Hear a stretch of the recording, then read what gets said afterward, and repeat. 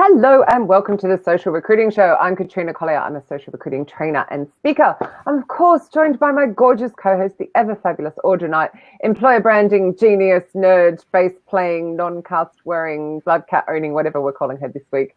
Genius. Anyway, Audra Knight. And today, super excited, now we're back, finally, to have an awesome guest in Tangie Pettis. So you are Talent Acquisition Manager at Aspen Dental. Welcome to the show. Thanks for having me. So Tangie, can you tell people a little bit about how you got into recruitment and what you're doing now at Aspen Dental? Sure. So actually this year is my 20th anniversary with recruiting. I started at 5. Okay. I started, we all never get into this and say we want to grow up and be a recruiter, right? So I actually started in management. I was with Enterprise Rent-A-Car. And I was a branch manager, loving my job, loving what I was doing. And I found that I was recruiting people like crazy because I find that when I love something, I want people to do it with me. And I started winning all these recruiting awards. And I'm like, this is pretty cool. And tried to get into the recruiting department there. And fortunately for her, she's still there. The recruiting director wasn't leaving. Like that department just didn't have any growth. And I had to make a hard decision. Okay, what am I going to do with this? How am I going to, go ahead and move on? And from there, I started my way into retail recruiting, landed some stints in healthcare, and then moved into corporate. And over the years, I found that healthcare was my love. And so by way of that, I've moved into most recently in the past few years, dentist recruiting. And so I'm a talent acquisition manager now at Aspen Dental, and I recruit dentists for 3 states. Absolutely love it. I manage the talent acquisition process for that. And it's great. You get to interact with people. You're helping people find a job. And then the thing about healthcare, I think, because I like to help people, is I know that when I find a great dentist, that's going to change somebody's life. Like I'm going to improve life. But somebody's smile is different. Somebody's, oral health is better. And I like that. That's awesome. I think that's an American thing. I feel like dentists are one of the hardest people to recruit. They are. You guys are slightly more teeth obsessed than the UK. That's what I was talking about. It's like that's true. Australians are quite teeth obsessed as well. But yeah, it's true. I'm sure Billy might pop up and tell me if I'm lying or not when you're sitting there. But yeah, because it's got to be, so in my experience from teaching, it's really hard in like your nurses and your dentists and your developers and so on. Like they're also in short supply, aren't they? Yeah. So dentists, think about it. You're trying to recruit people that have a connection to patient base, patient families. So you're also asking them to do the same job, right? Like, so what's going to make it better for me as a clinician to leave all these patients because of all these non-competes? You can't touch them for a while. What's going to be special? And so that's where the salespeople. It's like really good salespeople. Well, I guess. Well, no, because they're on rolling commission. So these guys would have a business built, right? Yeah. And there's a lot at stake for them to essentially start over. Right. Oh, that's and when where do you find them? I feel like they're not hanging out on social media. Like, where do you find these dentists? A lot. He goes to a checkup every hour. Yeah. So you're right. There's not a big social media footprint for dentists. It's a lot of networking. It's a lot of digging around online. A lot of making sure that the relationships you build. It's a long courtship with some of these dentists. Last night I was at an event and there were students that I talked to their sophomore year that I kept just relationship with. And we were just realizing last night, this is it. Now we're going to talk jobs. Like we've talked about relationship stuff. We talked about, preparing for this day, and this is it. And, now we're talking about getting them set up for interviews. So it can be a long courtship. I'm in communication with the dentist now from last year. Like he's ready now. And I'm thinking, I'm ready. I was ready last year. Amazing. So is that part of, you're talking about things we can do to wow candidates. Obviously, that's your topic for today. But is that part of it, that wooing, that relationship building? It is, because like I mentioned, you're really asking somebody to do the same job, just a different location. So is it the culture that's better? Is it the connection? Is it the relationships that you have? And so for me, I'm well, you know, Katrina, I'm all touchy feely, warm and fuzzy. You're all about the nail. Getting my nails done. So it's all about just making sure the candidates feel that too, and know that if they're trusting me, I'm going to guide them through the process. So it's little things like I'm a cheerleader, I'm a counselor, psychologist. Exactly. So, you know, when we're having those conversations, the big thing Dennis asks, you know, as a recruiter, first thing is we want to know, why would you be interested in this position? I don't go in at that angle. I ask them, what would make you interested in this opportunity? So I know if I can fill in the gap or not. And then that's how I hold my conversations. So it's also part of coaching the hiring manager too. When I get them past me, this is not a why are they interested? It's what's going to make them interested and what makes us.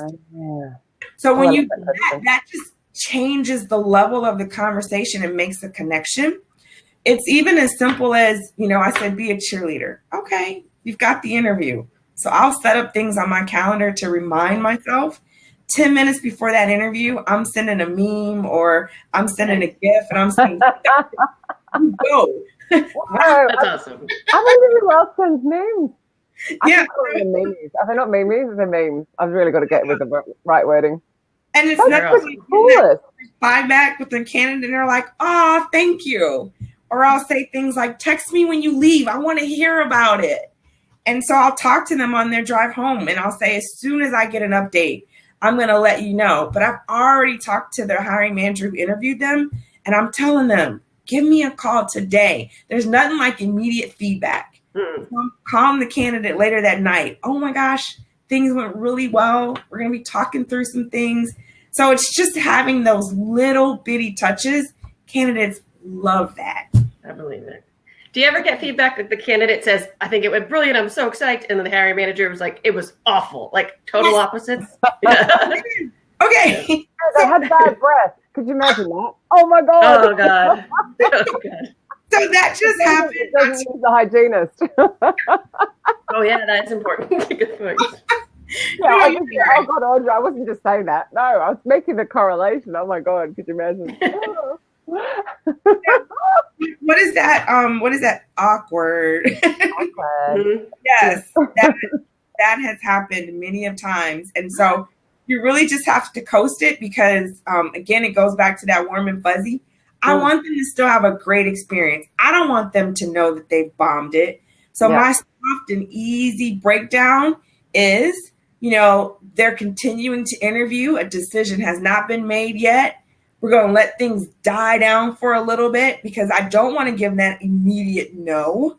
And then I set it a little bit and settle it. And so I don't get into those deep conversations about this is what you did wrong. This is why you didn't fit. But I do let them know once that official decline comes, I actually touch base with them. And I let them know you're not going to be selected. I don't want you to just get a random email. I really enjoyed talking to you. And so in the 20 whole years that you've been doing this, which is clearly because you started at 5. So have you had an experience where you've given feedback and it has, I mean, other than obviously people get upset because they're disappointed, but have you ever been shouted down or argued with or something horrific? Because basically what I'm getting at is I wonder why we don't give feedback, why we're really bad at that. Yeah. So because I'm not there, my feedback is always third party. If I've attended the interview, I'm more comfortable with coaching on a couple different things. So that's why I've steered away from it because all I'm getting is the one side of the information. So if I'm giving that decline without the specifics that were passed on to me, because one thing you're going to find, the messenger gets shot. So they're going to say, no, I didn't do that. That's not how I said it. I didn't mean it that way. Can I call them back? Can I tell them? And you get this cyclone. So you just sort of avoid feedback and say, well, you know, right, okay. Yeah.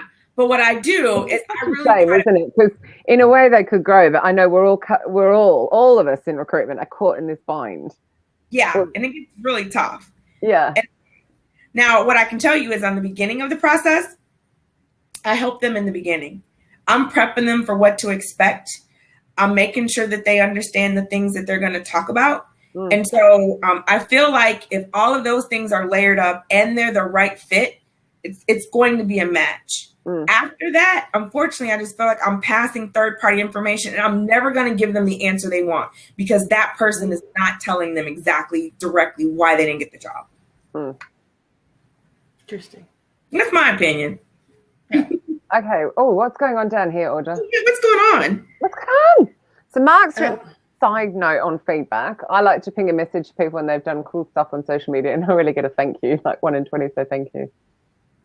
When you write an actual comment, that's a bit rude. What's Gavin saying, Audra? He says you should always provide feedback. You might not be there, but you gain an understanding of what the client is looking for through feedback on interviews, both good and bad. Then prep the candidate again and future candidates for the client. So feedback from the hiring manager to the recruiter. Yeah, it's slightly different though here because you're in-house, aren't you? So yeah, very different. I'm not a client. I'm an internal recruiter. We also have to walk the fine line of legal reasons and things like that, especially, if these reasons are more subjective. I'm not going to get into that. And so you really have to walk that fine line. That's why the beginning of the process for me is so key to make sure that they're coached, they're comfortable, and they know what to expect. After the process, which is where we didn't get to, I believe, who's saying we should always find the ways to find feedback, they're good or bad. I still help candidates, whether it's, sprucing up their resume. I mean, we're recruiters. This is what we do. We look at resumes all day. If a candidate has questions about, this is something that was asked to me, this is how I answered it, I can help them. But I just don't get in the middle of passing information that's given to me third party. That's just, I'm standing firm on that. Yeah. But I like that because you're saying you can still help them in other ways. Exactly. Yeah. I'm not closing the door on them. I'm just not passing them information. Because here's the thing. Think about a bad breakup. So if your best friend's boyfriend tells you why he's breaking up with you, you're like, no, I want to talk to him. That's not enough. That might not even be true. That's me. The client manager's telling me this stuff, and I'm telling you, I'm never going to give you the answers you want. Yeah. No, I get Closure. it. It'd be like us getting references on the new boyfriend, wouldn't it? Oh dear. And you're right though, because the hiring manager might be telling you something that's not even really true because he doesn't want to even tell the truth. So he might be saying something to you that's not true, and then you might be passing on. Yeah. Right. And just to those out there, I don't completely close the door. I'm all about second chances. I've even passed candidates on that have not had a great interview and given them an opportunity. And so my way of doing that is interjecting again, prepping them for the next one. It might have some ideas and tips from what was told to me that they don't know that was told to me, but I do help. I just don't do it in a way that's so clear. This is what was said about you. Yeah, and also because I guess in your situation, you're working with different practices, right, within Aspen. Yes. So they could fit better with a different practice. It could just be a personality clash. That your hiring manager's not telling you that. They just didn't like them for some reason. Absolutely. So at least you get that opportunity, which I think makes it a bit unique to what some of the guys in the comment section are doing as well. So therefore, it's a little bit different compared to in a company where everyone's shoved in one space. You've got 200 people on the floor kind of thing. It's quite different. Yeah. Right, because your culture must be different per office even. It is. You can walk into one practice and it feels completely different than another practice. They all have just different vibes, different cultures. The team mesh very differently together. So it's going to be a personality fit. One doctor might not fit with that group, but it's really going to work well with another team. And that's happened plenty of times. That does make it quite interesting. Yeah. How do you learn all those different cultures so that you know where to suggest people go? You just do you visit them? So get to know the teams, mix of visiting and then, at company meetings and things like that. But then this whole thing, you probably heard me talk about online things like a strategy session. When I'm in my strategy session, I'm really understanding like what's going to fit culturally. What is this team like? Do you need a go-getter? Or do you need someone that's really metal? Because everyone's like a Tangie and rah-rah all the time. Like, you need somebody Those things are important. We're so going to have to explain to Audra about the nails at some point. About the nails and getting banned from places. Yeah, we got banned from a nail salon. Where were we? Where did you do that? We're in Dallas. Where were we? Was it Dallas? Yeah. Oh my God, it was just hysterical. You were just too naughty for the place. They were trying to rip my fingernails off, not just the gel coats. It was a really long story, but it was very, very funny because we just kept going, no, that's not right. That's not right. Yeah. And we were there for hours. Say it again? We were there for hours. I was soaking my nails for hours. It was bizarre. Anyway, digressing off topic. I mean, not that dissimilar because you could walk into a different nail salon and have a different atmosphere. Slight correlation. Next time we're in San Fran, Audra. I don't. Kind of crazy. So what has James Ellis written down the side here? Feedback should be the price recruiters and hiring managers pay to ask for the time of a candidate. That's true. I understand that, but you've got to. Then because you've got the lawyer comment further up, it's dependent if people. Yeah. So. Yeah, I mean, and feedback comes in different ways. Yeah. I mean, and you know, and like I said, when I'm helping them, especially if they're moving on to the second one, that coaching may include some things that was said.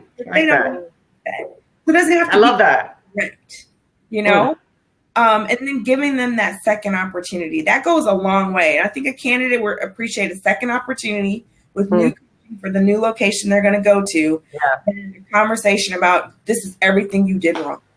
I think that's one of the places where you're quite unique in what you do because they're different compared to a lot. Anyway, again, how many different offices? In dental, it's like quite an interesting challenge. Yeah. So how many offices you're asking, Audra? Yep, or ballpark. So it's about 35 right now and growing. Texas, Oklahoma, and Arkansas. And with Aspen Dental, we are focused on breaking down barriers to dentistry. So these offices are not in your major cities. They're all in remote locations. Wow. Not only hard to find. Even more challenging. Yeah. Good point. Right? Good point. Wow. So fit is really, really important because when you find that doctor, you want it to stick and you want the longevity for the patients too. Good point. Yeah, that's fair. So you do a lot of university recruiting, it sounds like. There's a lot of networking with the schools. That's a huge piece. Alumni groups also, dental associations, and then the dentist. I mean, dentists know dentists. So that's a huge opportunity right there. And then, like I said, I mean, you talk about digging and sourcing and really being in there online. I absolutely have to do that because they're not knocking down the door. Last year, they were ranking at 0.1% unemployment rate. I mean, wow. They have a job. So, wow. I'm gonna make my kids be dentists when they grow up. No. What she's not telling you is how high their suicide rate is. No. Yeah. The fear. So most people go to the dentist and they shake with fear and they just absorb it. Yeah. So of course they end up really depressed. I'm grossly generalizing, but they've got a really high suicide rate. Which is kind of crazy because it is not like my father's day because he's that old. They used to resharpen the needle, like, you know, because my dad's a lot older than me. So, we have no reason to be scared of the dentist. You don't feel anything. Well, okay, side note, I recruit. I have major dental anxiety. That's hilarious. That's hilarious. So, I'm that girl that needs nitrous oxide to get my teeth clean. I'm that girl. Oh my God. Can I just tell you a little funny story about that? I'm in the 2% or so of people that do not get happy and relaxed on that. Really? I get upset. So I had my wisdom teeth out in the chair. The year before I've had a back operation. They're sticking this thing on me. I'm sobbing like nobody's business. I'm like bawling my eyes out, wanting my father who's out in reception the works. And I'm just like, in my head, I'm also going, you can't feel anything and you had a back operation last year. What's wrong with you? Like it was, as soon as he'd take it off, I'd calm down and then he'd shove it back in my face. I was just like, yeah. But apparently it's a really, really small number that do the exact opposite. So yeah, that wouldn't help me. So I didn't feel like that wearing candidate. Yeah. What is the most extreme thing you've done to get go and woo a candidate and get them? I've got visions of you turning up with cupcakes and all sorts of shit. Yeah. So, I mean, I wouldn't say extreme things. No, I want an extreme. There really hasn't been anything extreme. I think, like, for me, it's all about just those little bitty things. Like, even, my thing is, after the candidate has accepted the job, that person is still a candidate. You've got that window between offer accept and start date. So whether it's making sure the team during that whole process, when they've accepted the offer, strategically contact them throughout that whole window. If it's 30 days, 2 weeks, etc., to let them start feeling that team connection. I'm talking to them, doing a check-in, making sure they're still excited and pumped up about the opportunity. Small stuff like company swag. Send them things with their new company logo on there. There you go. So do you get it? People that accept and then in that time frame say, "Oh, change their mind." Does that happen? Absolutely. Yeah. I mean, that has really happened because this is a big decision. It might, they start to rethink their patient base. It might be that they're just not ready. This is a big decision. I'm stabilized here. But that has happened. And it's like a gut punch. You're like, oh, because it's so hard to find. Probably when the spouse gets involved or the kids' schools or there'll be some reason. Because if you're having to relocate people as well, I guess, with these remote areas. Absolutely. So the decision. That's another thing with the wow experience. Actually, I was talking to my manager's manager the other day, and I was doing some things with getting information out there regarding the types of schools in the area, daycare, etc. And he's like, "Well, you're a jack of all trades." And I said, "Well, it's Tangie's Recruiting Concierge." That's awesome. So you know that. I want the candidate to feel like, you know what? I hear what you're saying, and I know this is scary for you. So I don't have kids, but you know what? I can research top schools, right? I can send you the information, give you a footprint to start. I can give you some resources on absolutely amazing nannies that are out there. You can do the rest. And it's just those small things. And the candidate really appreciated it. He was like, wow, between my long hours, I hadn't had time to even do this. This is an awesome start. Thank you. Yes. I bet their spouses or partners love it too. Because just. Yeah. I've even talked to candidates. This is another thing about wowing the candidates. When you know that there is a strong decision maker in the family, I've even said, if your fiance, your wife, your girlfriend, or your husband, I'm okay with that. I've done 3-way calls, and they've been like, wow, Tangie, I really appreciate that. And it just makes you have a relationship with them on a different level, and they're going to understand that you care. I mean, I think that's the big thing about wowing the candidates. We hear so many things now. Recruiters don't care. They're just pushing you through the system, or they're not calling you, or they're not getting to know you. And before I start talking to a candidate, I always let them know, I am going to interview you today, but we're really going to talk about what's important. And so my interviews are more conversational. They're not an interrogation. I absolutely, Katrina, I have a checklist. I have it and I hit everything, but they never know it's a checklist. And I think that's where recruiters miss. You have your phone screen template and you're asking, and your name, please spell it. And why are you interested? That's not a good. I think that's because we've been around a little while, having started at 5. And part of it comes, I think, from being before the tech.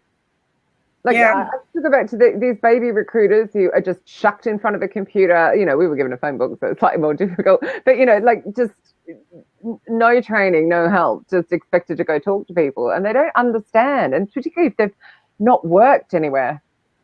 That's also bad. I love that I came into recruitment older, so it had a career before it as well. So it's that, I don't know. I think that's part of the problem anyway. So I'm waffling. Yeah. Well, I mean, we had all these cool tools. I started with the phone book or and knocking on the doors of companies and, bringing in donuts, but really trying to see who was the cool person that greeted me well and give them, So I think that's why the connection piece and the human piece is so important that I don't think I'll ever lose. because I don't like that. I don't like the send the email, send you through the system, especially in this world. Sometimes I don't even meet my candidate that I've sent until maybe an office visit or the final interview because of the geographic territories I cover. And it's always nice for them to say, oh my gosh, I feel like I know you already. That's what I aim for. Yeah. That's awesome. Candidates walk in and hug you. Yes, because I get a hug. Virtual hug out there, everybody. But I think that's that thing, though. If you've been great on the phone and you've great on email and social and all this kind of stuff, and you've kept in touch, people do feel like doing that because it is such a huge deal. Yeah. So. I was talking to my manager. So here we have what's called white glove service. Is that like a latex glove? Oh no, it's a white glove. Satin with bows on it. Excuse me, flicking the rubber on that. At Aspen, we do white glove, right? Like it's anything that's going to wow the candidate. Yeah. It's going to keep them. It does not look like a white glove, Tangie. Sorry. How do you? They don't look like white gloves. We need to work on those. They look a little transparent. They're bright white. Yeah. But so new recruiters that come into Aspen Dental, how do you train them on that white glove service, or do you? Oh, it's amazing. I mean, so you and I were talking before, Audra, how I was actually recruited to Aspen Dental. And I got to tell you, in that whole window, because I gave my previous employer a pretty long notice, that whole time, there wasn't a day or a couple of days that went in between where anyone on the team didn't reach out to me. I got a text or a call. My emails were blown up. We can't wait for you to get here. We're excited, looking forward to it. I talked to who was going to be my manager at least once a week. It was awesome. And so now being on the team, when we add new talent acquisition managers, I'm part of that. We get that announcement when their start date is, and even if it's confidential, we can still reach out to them with their personal email or call. And I got to tell you, it's amazing. It's a warm, fuzzy feeling, and it keeps the connection. So I do that with candidates. I mean, doctors have to give a good, sometimes 90 days. Well, yeah. So we want to keep them engaged. We want to make sure they're good to go, that they're going to know when you get here, you're going to keep this feeling. They're probably booked out that far in advance. That's probably why it's 90 days. On top of them wanting to keep them. Yeah. But they're actually doctors. I don't think they're doctors here. It is dentists. Yeah. I mean, they've probably got that level. They just don't call themselves that. Yeah. So different. So different. Have we have any questions? Usually we have people peppering us with the quiet. Everyone's just taking it all in. Here. Oh, I can see a few of my faves down the side there as well. Haven't seen them for a while. We've been bad. John's quiet. Why is John quiet? Do you think he's not listening? So what are the questions for Tangie's concierge service? Where do we get those white gloves? No. I have one. So what do you do with all the people that maybe apply and aren't even a fit for an interview, or you don't even think you'd even want to talk to them? Like, how do you deal with that? Yeah. So funny story. Just don't apply. We have to go find them. Oh, okay. So it's not an issue. Okay. So really, it's constantly a chase. Even if you advertised in the most niche of niche place that dentists actually read and paid, like old school advertising, they still wouldn't apply? Does that work? They still do. They so they're the dental school of publications. Those are great to send out for alumni announcements. The dental associations, they're still print media. But do they apply from that or no? Sometimes. It's just this is not a high volume applicant. This is a high volume outgoing of sourcing, and in old school ways we call shaking the trees. Yes. Please fall out, please. So you just keep at it, and I think that's what I like about it. Between the mix of the chase, and then again, like me talking to a candidate from last year. I mean, I was after this guy for a whole year, and then something just clicked, and he's like, I just thought about you the other day, and I'm ready to make a move. That's so cool. That's what you want. So now I can answer John's question. Actually, now you say that, still working out how a dentist explains the white gloves to really nervous patients. I love it. I still got visions of like at the airport where they pull the gloves out. That's what went through my mind. Oh, no. We have a good question from Mike here, though. A bit too much. Oh, gosh. Another question. Yes. How far do you think employment branding impacts generations of candidates as an internal recruiter? Awesome. It's trickier for you, though, because the cultures are so different. Yeah. But I think right now with the craze with Glassdoor, I mean, it really is important why we're talking about stuff like this, how to wow your candidate. This is the stuff you want on Glassdoor. You know, my candidate that I help, I want them to say, my recruiter was amazing. Because there's questions about the interview process, right? How did that go? Questions that were asked. And there's nothing like when you go log on in a company and they're like, that recruiter asked me this, or I didn't feel like the recruiter responded. So I think it does affect us internal recruiters as a whole. And so that's why it's important to be on a team that is engaged, where you're all doing the same thing, that it's not just one standout, but that becomes the brand of the recruiting process is easy over there or over here. Yeah. There are two questions directly related to that. So Chris Russell's asked, do candidates ever quote a Glassdoor review to you? And then Meg has said, do you need to spend money with Glassdoor, or there's some hacks to free use? Oh, there's completely hacks to free use. Yeah. Yeah. So I thought that was good two questions. Have you had candidates quote Glassdoor reviews at you? Like an interview? I haven't. I've checked. I haven't had I feel like dentists might not go to Glassdoor to research companies as much. I mean, I could be wrong, though. But now with Google, though, like if they were actually looking for a job, or if they searched, you know, dental jobs, Texas, Glassdoor. Yeah, it sounds like they don't do that, though. It sounds like you have to poach them. Yeah. But I think the highest compliment that I've received, you know, with doing what I've been doing is when you treat a candidate so well, they don't even have the job yet, that they refer one of their friends during the process. Yeah. And that's to me a lot. And that tells me right there, I'm doing something right. So here you are in the process. You don't know where you're going to go, but you're enjoying your experience with me so well. You're trusting me with someone that you know.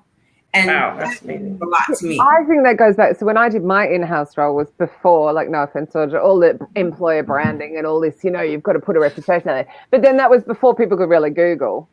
Right. And so therefore, it was always, like you're saying, your enthusiasm, how you treated them, how, you know, just what you knew about the company and all of that would hook them in, and also others, like you're saying.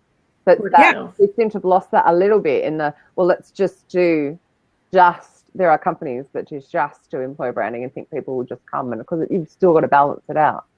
Yeah. The sourcing and a knowledgeable recruiter. And then I think it all fits and works well. Yeah, because you've got to walk the talk. I mean, you've got this great branding and then you don't line it up with a great experience. I mean, you're really well known, your name, which should be helpful, or is that helpful, or sometimes is that a hindrance sometimes that they've heard of it and maybe you already have the wrong image or something. Clearly, you're only huge in the US. Yeah, I've definitely heard of them for sure. And I'm over in Boston area. Are you everywhere in the country though? So no, we're not. We're all in the States, 38 states right now. Yeah. Nothing out of the country. Someone was saying something about they looked for local dentist.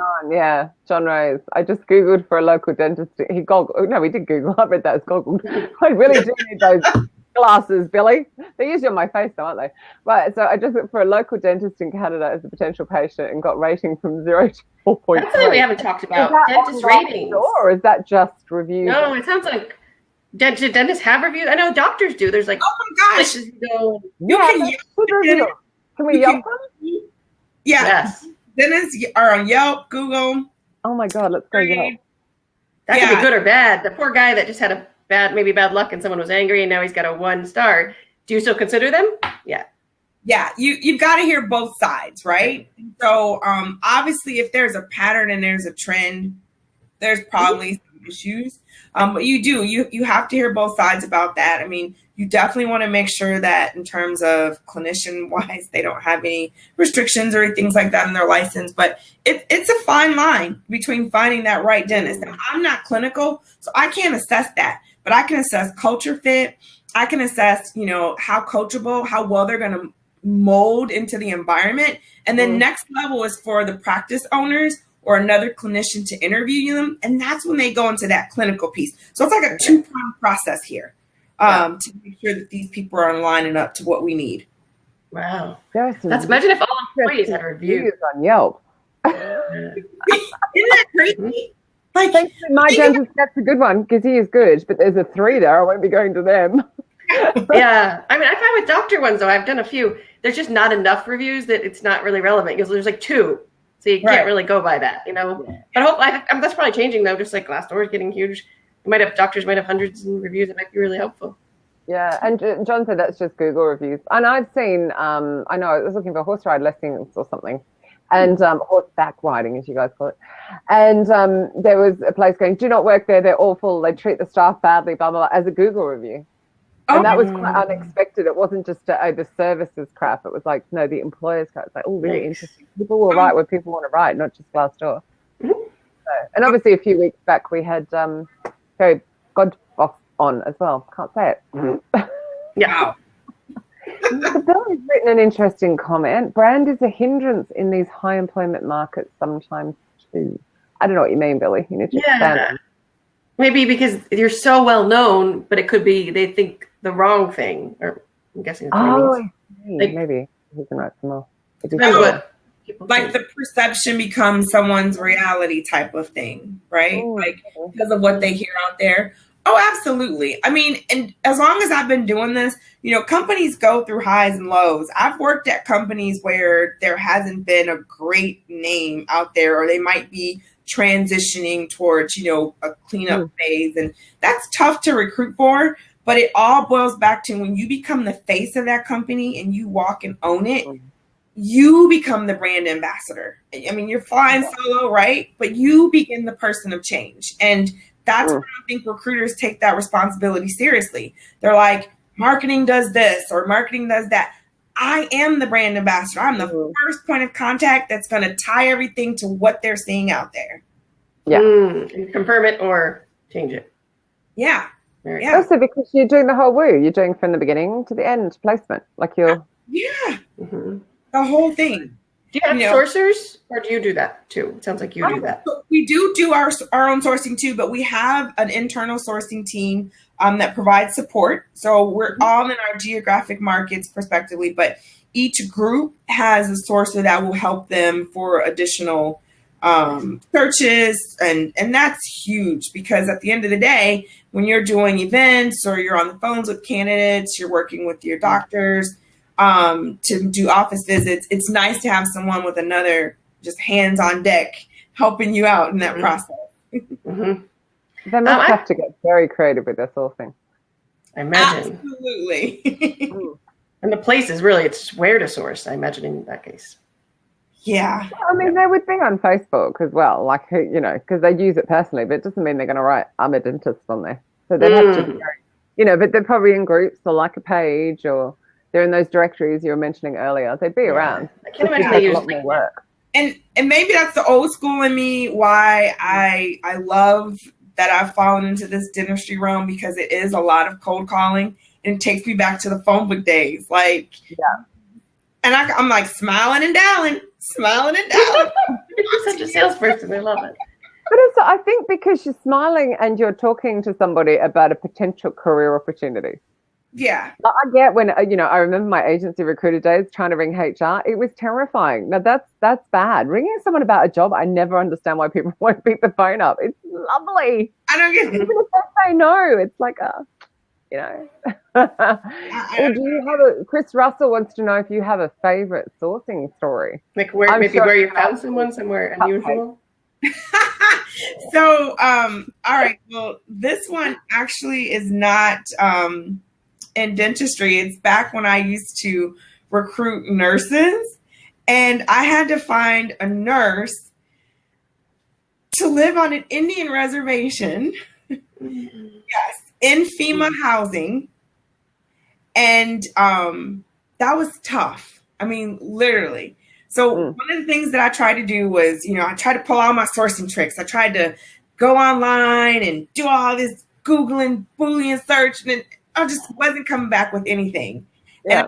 And advertising. I was like, well, I still got to do stuff because we don't do post and pray in our world. So I got some information on that Indian reservation because they're very strict with what you can do, what you cannot do. Yeah. And I was able to get in contact with them, find out if they would help me. I could not put anything like flyers or mailers out there, but what I could do was create a very simple document of what I needed. And so they posted it on the board. In the reservation. They posted it on the board. And somebody that knew someone had this nurse call me that had family, because the reservations are so far out, but she had family like hours away from a reservation. And she wanted to move to that area, but couldn't find a job. And so she contacted me. Love it. We had a conversation. I told her about the FEMA housing. She was like, I've been a travel nurse for years. I've had some good accommodations, some bad accommodations. I'll live in the FEMA housing. You guys are paying for it. And we found her. Wow, that's awesome. It had been open for a year. So, I mean, I was just like, really? Post it on the board. Wow, that's brilliant. Somebody go. Kay had a question for you. It disappeared. That is so school, but that's like old school, right? Old school. Old school. Right place, right time. Kay had a question about where you'd suggest junior recruiters went, but I don't know if Kay's still here. The question disappeared, which is really odd. No. Kay wrote it in the comments. I didn't quite understand your question anyway. I've got one in the meantime. Do you have to worry about diversity? Because how many are men versus women? So they don't add that on, do they? Or does it got another layer of difficulty on the difficulty? I mean, are they mostly men, or am I wrong? I could be. Well, there's a ton of male dentists, but one of the trends right now is really sensible and don't want to spend all day in dirty mouths. I love it. So a lot of females are in dentistry, and so it's a nice mix. I like here at Aspen that there is a major balance. There's a huge push and support for women in dentistry. I mean, just last year there was an amazing conference that they had for all of the women dentists alone, and they all came together collectively in one room. I wasn't there handing out cards. Yeah. Old school. Yes. Homie. Oh my gosh. Balance now. But absolutely, women are on the rise, and it's an amazing field for dentistry, and they're totally welcomed. That's really cool because for so long they've been like the dental assistants and hygienists. It's crazy, right? Yeah.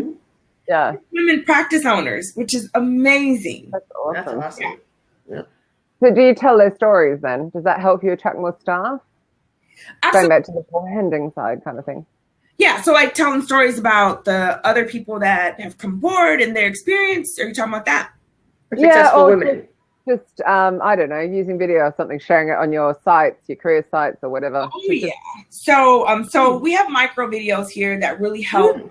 Our media team does an amazing job of just targeting certain areas that as recruiters we might face every day. So especially women in dentistry, it's about work-life balance with them. It's about family first, but then having a great career. And so we have other women dentists that share their story, and it's only a 2-3 minute video. I can shoot that link out to them and say, this is somebody that relates to you. They're having an awesome experience here.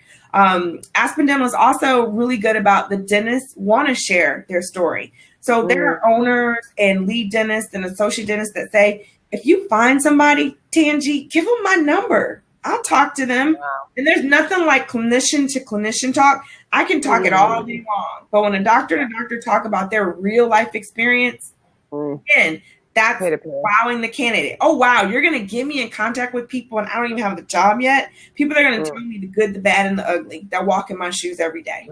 Yeah. Yeah. So internally they make these videos, like your marketing team makes them and then puts them out on YouTube and then you share it that way? Internal marketing department. And we have access to these videos and we're able to share them with candidates throughout the process. And there's nothing like, especially in this day and age with social media, we can talk about it, but if I can just shoot that video and you can hear and see that real story that compares to you, you only spend 2 minutes doing it. It's great. Awesome. That's really cool. Yeah. I like that. I don't think there's enough real ones of those. Some videos overproduced. Yeah, I shared one earlier on YouTube, actually. It came across earlier today. And I loved it because one of the comments from the guy was, I'm actually doing something my mum understands. So he's a developer.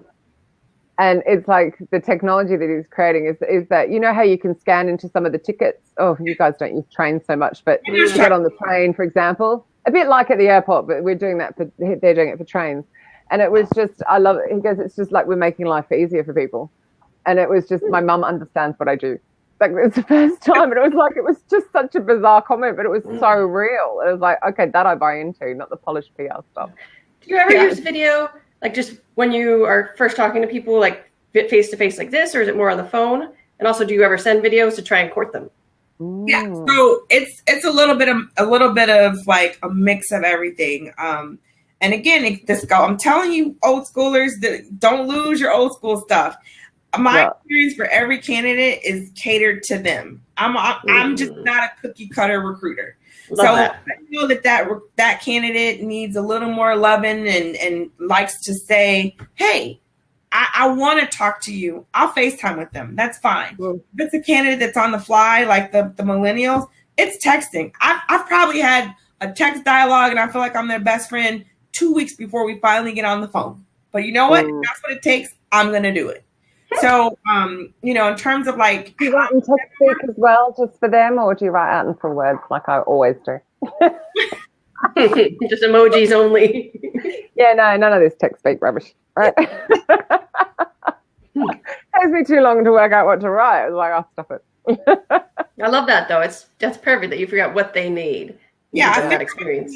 And that's one of the other things, just to share with everybody is, one thing that will wow candidates is meet them where they are. I always tell them, oh my God, right? I'm like, I'm a text, I'm a call, I'm an email away. What is your preference? I want to make sure I'm communicating with you in the best way possible. So with these dentists, especially when they're in their 4th year, they're seeing patients already. So what happens is I know that it's going to be a quick text, and then I've got to talk to them in that evening. Now, I'm not saying everybody has to work in the evening. This is my life and what I've chosen. And I even joke with my friends, I'm not a workaholic. I have workaholic tendencies. So I think it's like life in balance, right? So maybe you sleep in one morning or you shoot off and have that mani-pedi. It's like, and so in your evening, you're happy to spend an hour. It can make all the difference, right? To someone's life as well as to your company. Yeah, like when you're accessible to a candidate, it wows them. I've had candidates say, really? You're going to talk to me at 5:30? I'm like, sure. I've had candidates say, you're going to talk to me at 7 o'clock tonight? Sure. If I can arrange it in my... I said 10 o'clock, it might be borderline. Yeah, it might be a little too. Yeah. Just sitting in bed in my pajamas. It's that whole thing. It's meet them where they are. If it's by text, by phone, FaceTime, whatever it is, that's going to build that connection, and everything is just going to sail from there. And I think sometimes the recruiters forget as well. It's what they choose. Right. So like I have clients will communicate me or whatever they want. So currently one's WhatsApping me a load, and another will do something else. And it's like I will answer wherever they send me. I will just have everything set on my desktop and it all comes up in pings and I know which ones. It's like, yes, it gets confusing when you want to go back, but I can't just be on one channel. Exactly. And I think sometimes, I know there's quite a few agency recruiters, your managers push you down one route. Right. Be open. People want different methods. Right. Or on the candidate side of things, some of them are still being pumped this false information that it's not professional to text when you're interviewing. Mm-hmm. We're not doing the interview, no. Right. It'd be a good look. Sorry, I'm just sorry. Just don't mind me. I'm just looking up the answer. Yeah. But wait, what if it's me and I get my times wrong? How did the interview go? They're 35 minutes in and they pick their phone up and they've just lost the interview because Tangie was going, and tell me. I'm stamping my foot over here. Well, I can't tell you now. That has happened one time. I've gotten a little overzealous because it was about an hour and 5 minutes. I thought I had time to write and I was texting the candidate. I'd love to hear, how did it go? And I didn't get a response. And I was like, well, just let me know when you get home. I got a laughing face and she was like, I'm still here. Dr. Such and Such said hi. I was like, hi. Oh my God, she actually read it in the interview? Oh my God. She Good thing saw it was you. Yeah. No, my phone would be in the bottom of my bag on the floor, buried, so it couldn't distract me. How funny, but that's because I'm old school. How funny. Oh my God, that's hilarious. I have a quick question. So a lot of companies, like you could source these people, but then you have to make them apply online. And that must be hard for some dentists that are just busy and you've just found them. At what point do you have to make them apply, or maybe you don't? There's an ATS. So we have to make sure that they're in our applicant tracking system. And you'd be surprised. Once you've gotten them engaged, that to them that becomes a simple piece of the process. Okay. And I also think it's how simple you applying online is making sure, that they do it. It's all in your applicant tracking system. So you must have a good one that's quick and easy. Oh, iCIMS is amazing. We use it, and so it's simple. That's the first time I've ever heard anyone say iCIMS is amazing. I've heard good things. Really? Oh, wow. Yes. Yeah. Sorry. Good. So it's just a quick, easy thing. It's not a problem. Because I've seen people get stuck there where it's like for salespeople, they're like, I don't have time for this. And that and they fall off, and you don't want to fall off, right? Because for one, especially in this point, when you finally found the person and you just need them to get into the system, please make the process easy. Yes. Jeez. Oh, emoji recruitment. Oh, I love it. That's why don't they have those? Yeah, someone needs to make emojis that are recruiting related, just saying. I don't know. I think there's quite a few that could cross over. Yeah. Face palm, angry, poo. Yeah. That was Audra Knight, by the way, just in case you're watching the replay. Send me your resume with a now, like now. That's the sorcerer one. Oh, I love it. I love it. Sorry. So fast. Looking around. Somebody writes an emoji, clearly. Stalking you. No, it's research. That's what I call it. I've been called a stalker, but I'd like to say it's research. My client last week changed her Twitter profile to say stalking on behalf of the company. And I went, oh my God, no, you can't actually say that publicly. Kind of funny though. Won't quite get it. Please just write how to talent. Oh, it was so funny. It's a little risky, but it's interesting. No, it was awesome. It was awesome. But it was like, no, you can't do that. What is the feet the stalking? You're following them. Yes. The eyes the stalking. Or footprints. I don't know. What other tools do you guys use? You have obviously ATS. Do you have any recruitment marketing tools or anything else? Or maybe you don't need it because it's more sourcing. Yeah. So for the recruitment marketing tools, I don't personally know exactly what they are. The recruitment marketing team handles all of that, and they're absolutely amazing. They partner with us, and so we reap the benefits of their hard work. By keeping us in the loop and having our video library, based off of whatever we may need them for. They keep us in touch with what's out there so that, as people funnel in, if they do, we know what's out there. And I think that's huge to keep recruitment marketing and the recruiters in sync, having that communication. Other tools, like candidate experience and things like that. It's really about how you're managing in your lane. iCIMS is a pretty robust database that you can do that in, and a lot of different layers you can add on to that. So for me, I think that those are the key pieces that I like. And I don't have to manage the recruitment marketing tools. I don't think I could if I had to. It's not your thing. That's okay. Yes. You got a team. That's perfect. Yeah. Exactly what you need. Yeah. Interesting. God, sorry, I'm multitasking. Sorry. Yeah, I'm watching the time and I'm having to look something up. Like, the time's going too fast. What about schedule follow-up text? So I actually is there a tool, but I want it to have gifts in it. The schedule add a diary note. You wouldn't want to schedule them, would you? I have Verizon and I can schedule text, and I love scheduling. What do you use? I have Verizon Plus. All right. Yeah. So Verizon is my carrier. So anyone that's watching us today, if you have Verizon, you can schedule text, and I absolutely love that because that takes off my plate. And so you can put your gifts and your memes in there, schedule it in whatever time zone, let it go, it's done. Wow, I never thought of that. Yeah. Oh my God, goes to see if one. So what kind of times do you use that? Like to see how the interview went, just so you don't forget to ask, or just check in months later? So if I know someone's birthday, I'll schedule that birthday text. If they're in process and their birthday's coming up, that's so cool. Birthday. I like a reminder about their interview. I hope you rock it tomorrow. I'll send it the day before the interview. Like all those little things that we can't keep on our plate all the time. But if I schedule it, I'm good. That's genius. I had never heard of that. So, love it. I'm like, yeah, exactly, Sam. Rock star. Oh my God, that's amazing. I'm actually now looking it up, and actually there are whole blog posts written about doing that. Oh my God. So where's the button for that? I gotta figure this out. That's so cool. And do you do the double text? Like the people that'll go, hi Tangie, and then for the next bit to get the double message to get their attention? Are you like completely naughty? Tell me more about this double text. Yeah, you send two at exactly just like hi Tangie, send, and then the rest of the message send. So they get the double the notification. I gotta figure out how to do that. That's cool. That way, people will pick the phone up more.